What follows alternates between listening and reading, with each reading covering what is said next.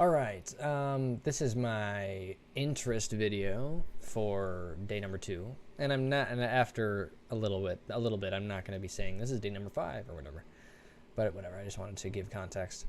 So, I just 30 seconds ago, or just a minute ago, finished my journal entry type video for today.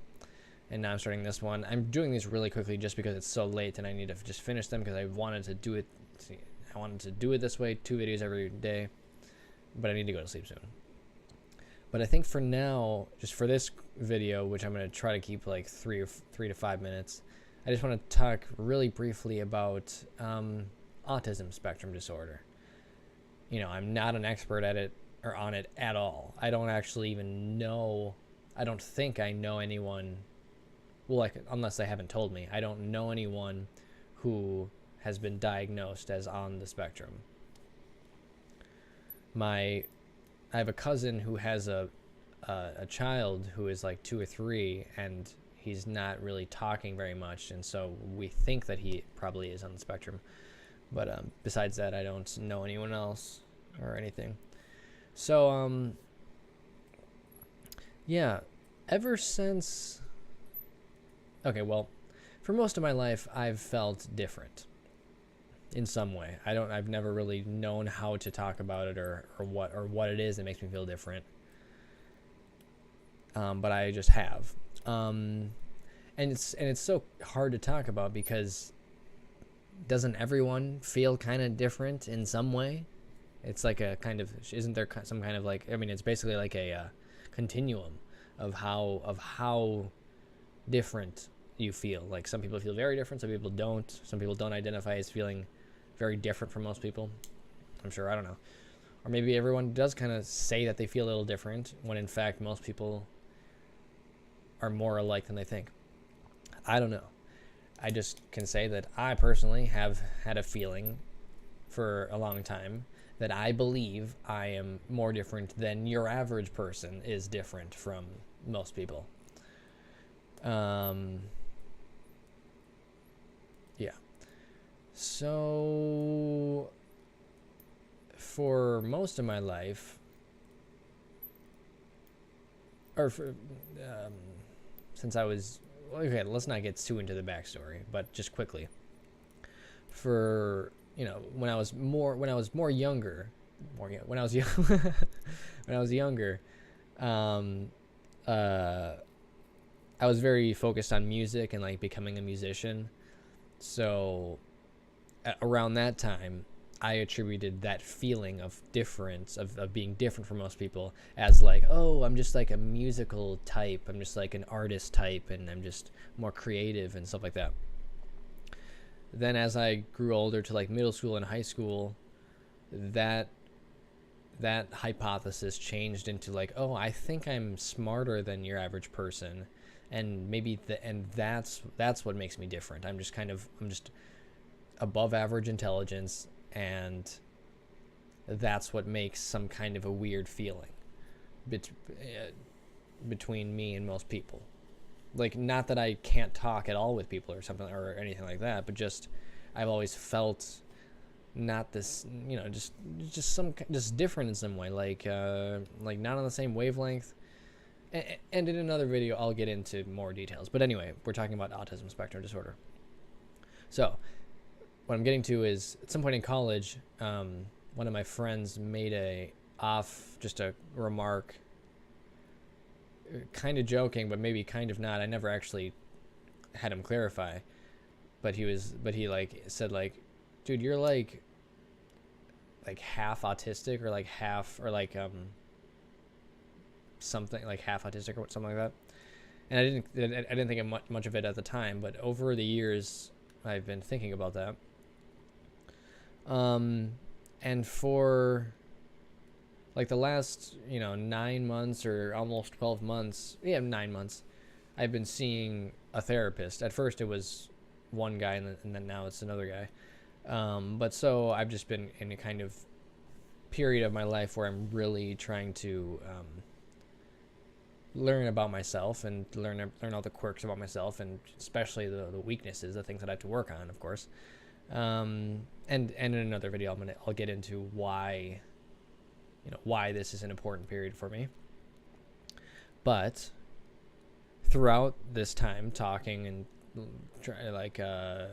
reflecting about myself and stuff like that, I've started to think more and more about autism, because I just haven't found another reason why I might feel so different. And let me first just say, I don't know if I am on the spectrum or not.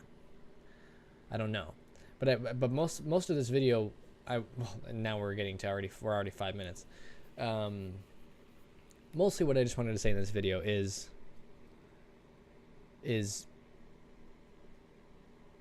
just my hypothesis at what autism, at how autism could be viewed. I've only done basic internet research, watched a lot of YouTube videos of mostly of people that have been diagnosed with high functioning autism, so Asperger's, or a few videos of like PhDs talking about autism. But so what was I gonna say? Yeah, so, well, let's not make this too long, but so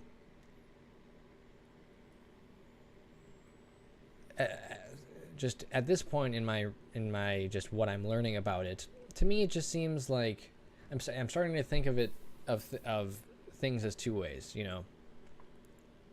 Maybe there's more ways a mind can be organized, like physically a brain can be wired, but at the moment, and maybe we'll discover more, but at the moment I'm thinking of it as I'm thinking of this like this, that people that are not on the spectrum, which I would say is most people, their brain is organized one way, which is the majority. And people that are on the spectrum, people that you would say are on the spectrum, whether through or whatever, just people, the people that are on the spectrum, the people whose brains are wired in the autistic spectrum way. What am I trying to get to here? I'm just trying to say that that these two are different. It could be different, just categories of how your brain is organized. And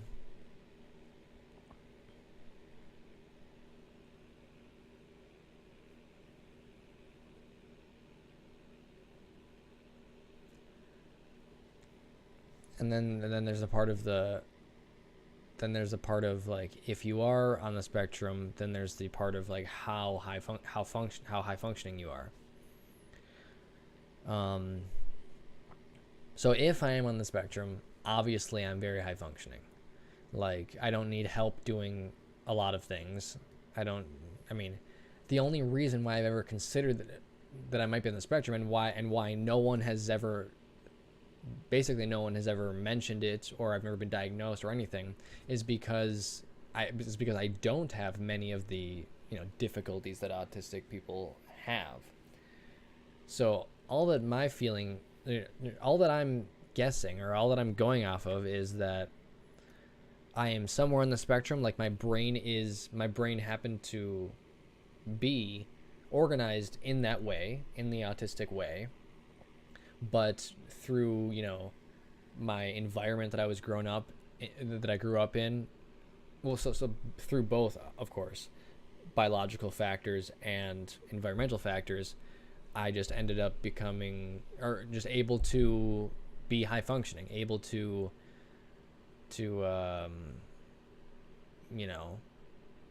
able to not have super or just huge difficulties like socializing. I do have some.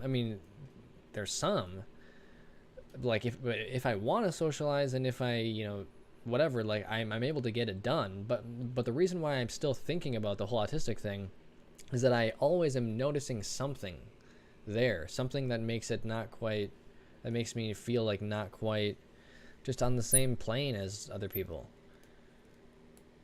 Like, I always have to work extra hard. And I don't really feel, I gotta keep my voice kind of low. And I don't think I just have straight up social anxiety, because I really don't. Like, I have a little bit of anxiety just because I know that there is that difference, that there is this difference that I've felt for a long time, and that makes it so that I can't connect as 100% as many other people can with other people.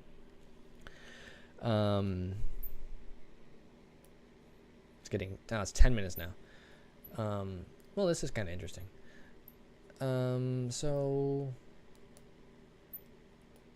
So yeah, so I'll end it soon. At the moment, yeah, at the moment, well, yeah, whatever. I'm just in the process of finding out what it is about me that makes me feel different. Whether it's that, or whether it's other personality things that make me feel different. I don't know. I don't know what it is. But I am working on, getting it figured out. Yeah, I suppose that's a good, little thing about autism and what I think of it so far. And of course, like I already said, I don't even have to say this, but I will anyway. I'm not an expert at autism. I'm not even going to school for it. I didn't even major in psychology or anything. I just did basic research that anyone can do. So, whatever. I'm just telling you where I am in the process of learning about this. So, yeah, that's it. Okay, cool. All right. Well, this was my interest video for this day. Yeah.